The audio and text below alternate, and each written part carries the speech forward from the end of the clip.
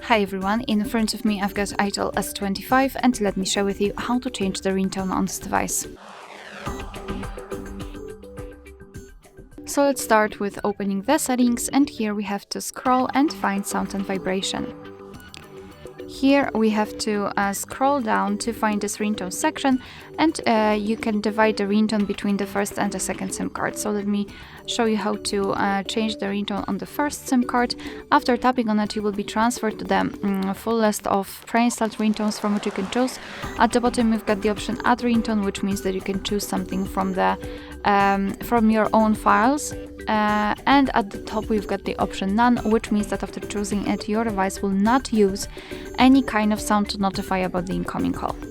Alright, so in order to listen how the particular ringtone sounds, you have to simply tap on it and then decide whether you like it or not. So let's pretend I want this companion to be set as my ringtone. Make sure that it is marked, as you can see here, and go back.